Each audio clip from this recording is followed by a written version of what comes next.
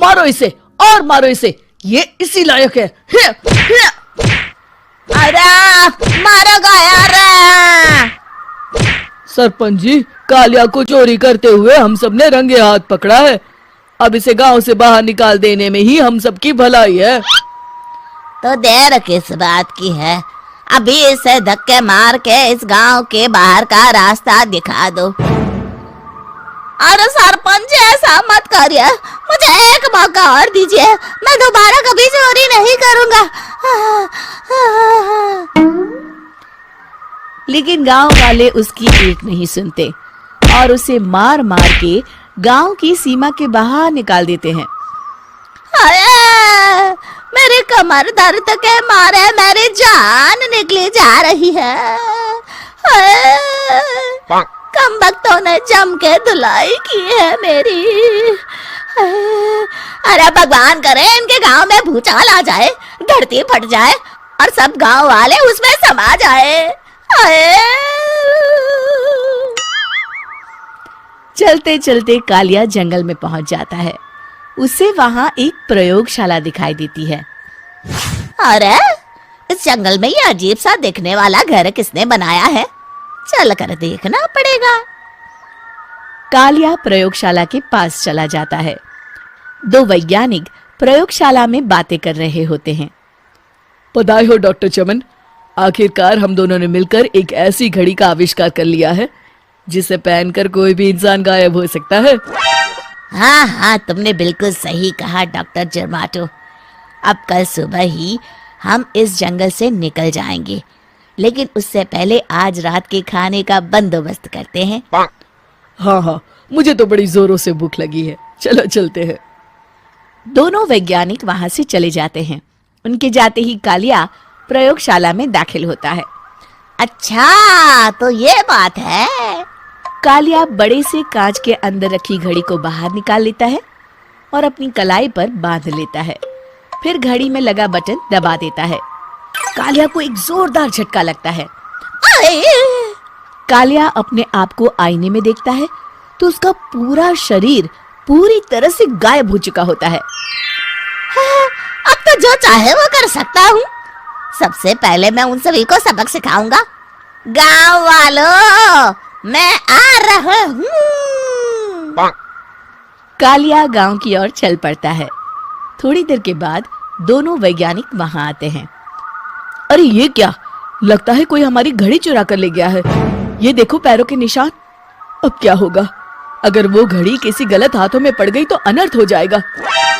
तुम चिंता मत करो, हमारी घड़ी में जो बैटरी लगी है ना, वो सिर्फ 24 घंटे चलेगी। उसके बाद वो घड़ी काम करना बंद कर देगी।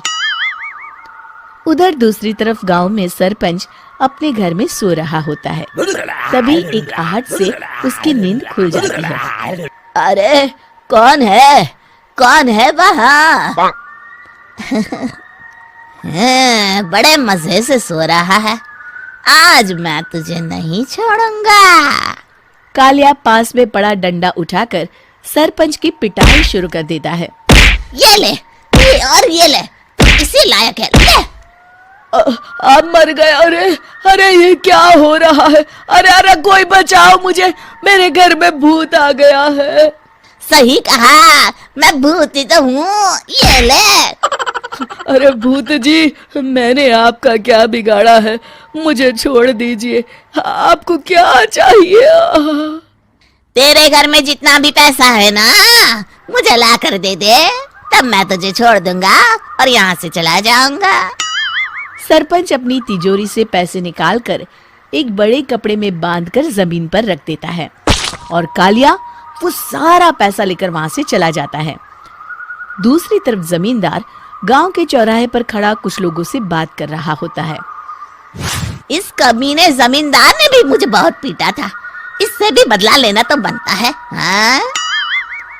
जमींदार अचानक अपने आप को चांटे मारने लगता है।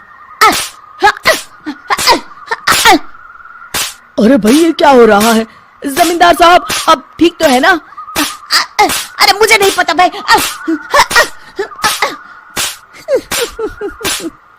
अरे मर गए रे, ये तो पक्का किसी भूत प्रेत का काम है।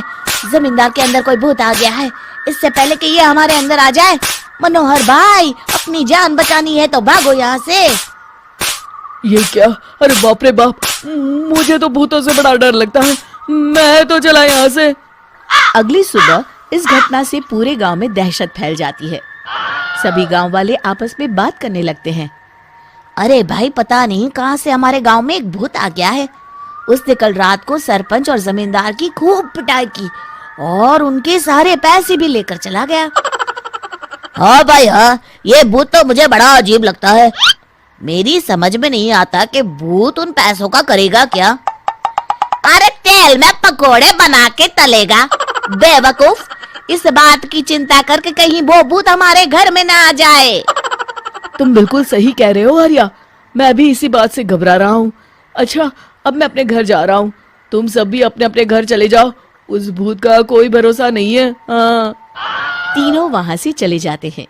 दूसरी तरफ कालिया सारे पैसों को एक खंडर में छुपा देता है।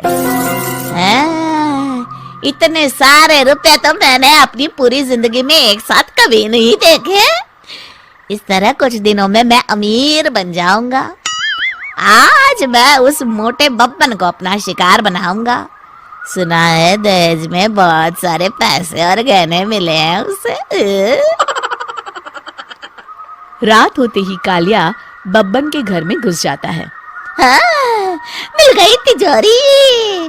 अब जल्दी से इसे खोलकर सारे पैसे निकाल लेता हूँ। अरे खुल जा खुल जा। खुल गई।